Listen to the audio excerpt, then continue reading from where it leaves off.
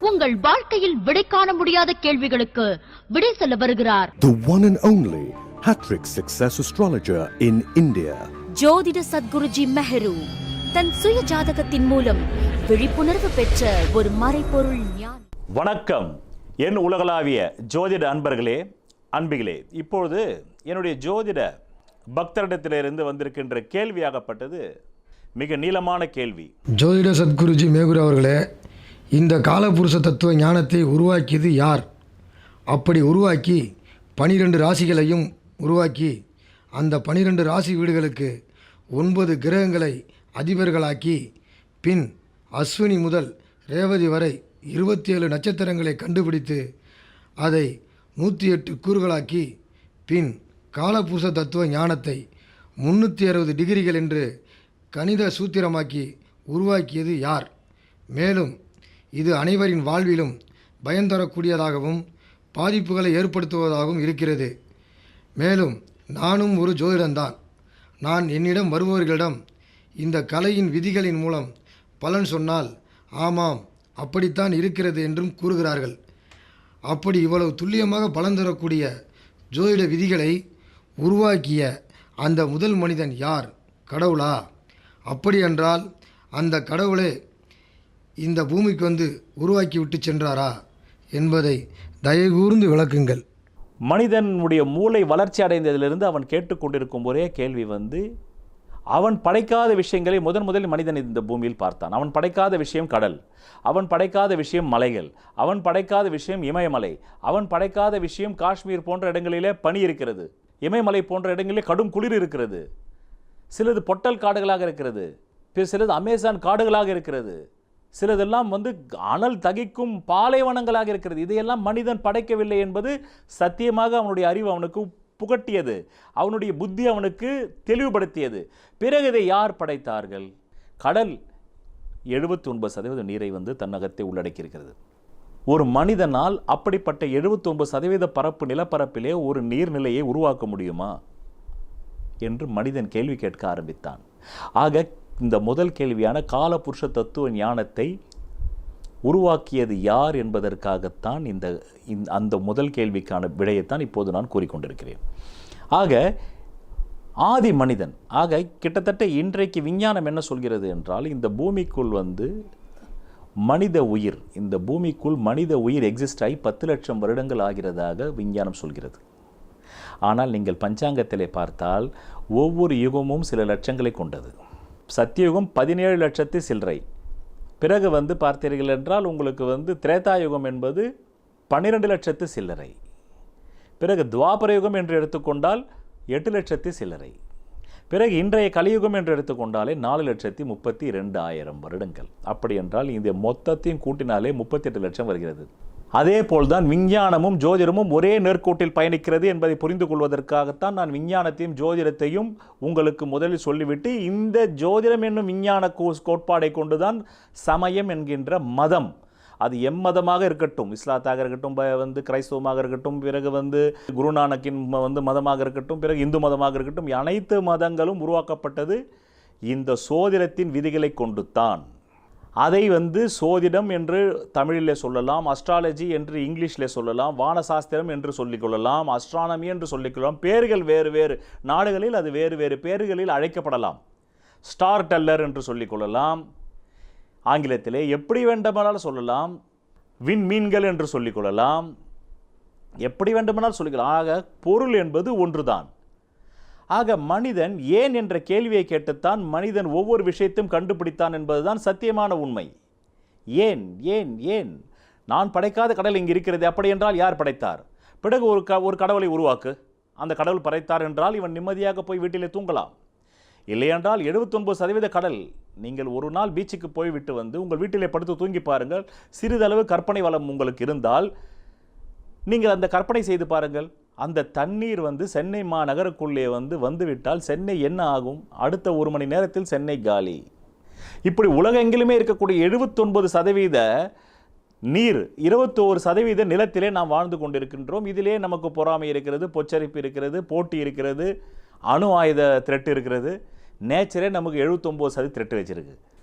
இந்த நேச்சர் நமக்கு 79% நீர்நிலைகளை கொடுத்துருக்குது. இது அத்தனையுமே உள்ளே வந்தால் இந்த 21% உள்ளே போடுமா இல்லையா? இவ்வளோ பெரிய த்ரெட்டு வந்து வச்சிருக்கிறது யார்? நம்மளால் ஒரு ராட்சச ஸ்விம்மிங் பூலை கட்டுறதுக்கே பல வருடங்கள் ஆகுது. ஆனால் இப்பேற்பட்ட ஒரு ஸ்விம்மிங் பூலு, நேச்சர் ஸ்விம்மிங் பூலை இயற்கை உருவாக்கி வச்சிருக்குது எப்படி? பிறகு விஞ்ஞானிகள் இந்த பூமி தன்னைத்தானே சுற்றுதுன்னு சொல்கிறாங்க. யாருடைய உதவி இல்லாமல் சுற்றலை. ஒரு ட்ரெயின் ஓட்டணும்னா கூட அந்த ட்ரெயினை தயாரிக்கணும், அதுக்கு இன்ஜின் வேணும், அதுக்கப்புறம் ஆள் ஒருத்தர் உள்ளே உட்காரணும். இதெல்லாம் தயாரிக்கிறதுக்கு ஒரு விஞ்ஞானிகள் வேணும். எந்த விஞ்ஞானி இந்த பூமி தன்னைத்தானே சுத்த வச்சுருக்கிட்டு இருக்கு? எந்த ஒரு விஞ்ஞானி தாமஸ் ஆல்வா எடிசன் இந்த பூமியை சுத்த வைக்கிறதுக்கான கருவியை கண்டுபிடிக்கல. ஐன்ஸ்டைன் அந்த கருவியை கண்டுபிடிக்கல என்பது நிதர்சனமான உண்மை. எல்லா விஞ்ஞானிகளும் கூட அது தெரியும். எல்லா விஞ்ஞானிகளுக்கு தெரியும் ஐன்ஸ்டைன் இந்த பூமியை சுழல வைக்கவில்லை. தாமஸ் ஆல்வா எடிசன் இந்த பூமியை சுழல வைக்கவில்லை. நியூட்டனின் 3வது விதி, every action there is an equal and opposite reaction, அது இந்த பூமியை சுழல வைக்கவில்லை. வேறு எல்லாமே ஜோதிடத்தில் விட்டுவிடுங்கள். இந்த பூமி தன்னைத்தானே 24 மணி சுற்றுவதால் தான் 24 மணி நேரம் வருகிறது.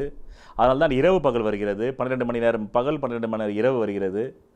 இதை எந்த ஒரு மனிதனும் ஒரு மனித சக்திக்கு அப்பாற்பட்டதாக தெரிகிறது.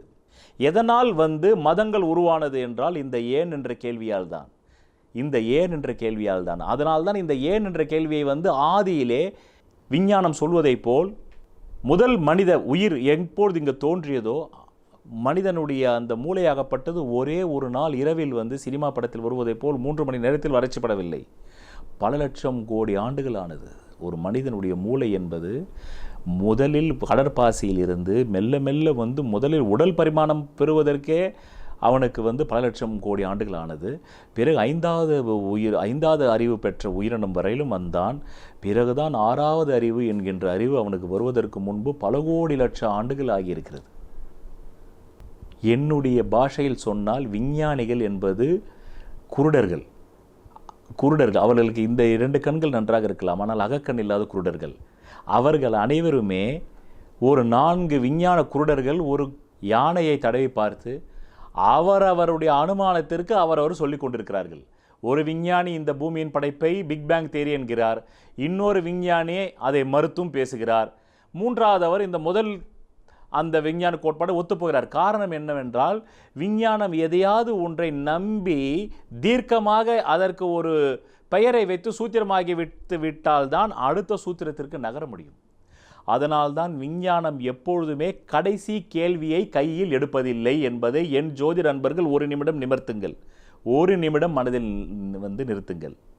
விஞ்ஞானம் எப்பொழுதுமே கடைசி கேள்வியை கையில் எடுக்கவே எடுக்காது.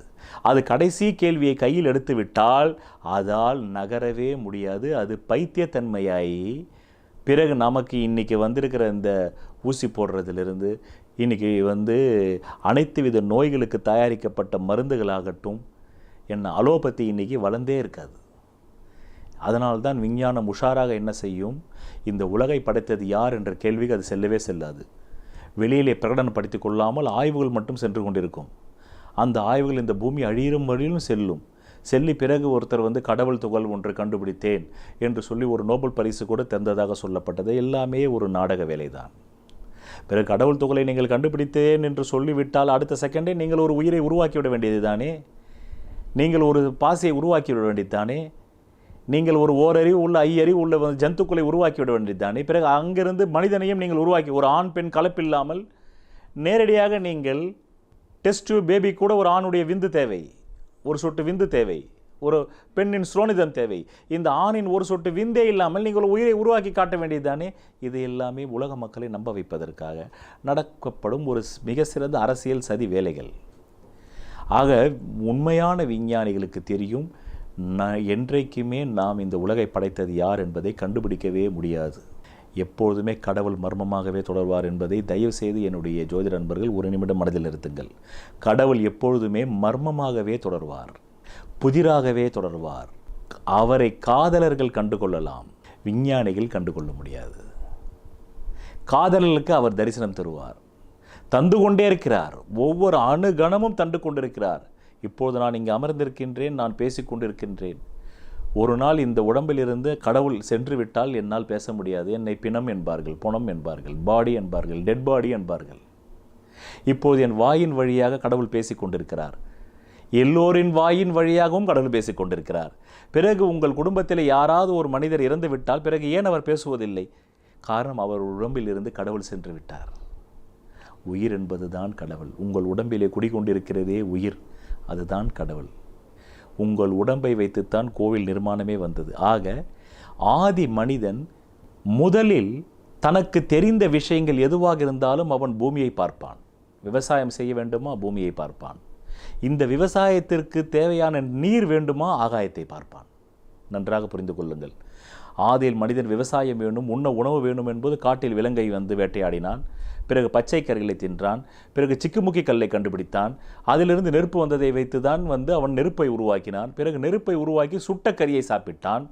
பிறகு பொந்துகளிலும் காடுகளிலும் வனாந்தரங்களிலும் கூடு கட்டி துஷ்ட மிருகங்களிடம் தன்னை காப்பாற்றிக் கொள்வதற்கு மரத்தின் மேல் கூடு கட்டி இந்த மரத்திற்கும் அந்த மரத்திற்கும் சேர்த்து வைத்து கூடு கட்டி வாழ்ந்தான். பிறகு மெல்ல மெல்ல மெல்ல இழை தலைகளை கொண்டு தனக்கான ஒரு வீடுகளையும் குடிசைகளையும் உருவாக்கினான்.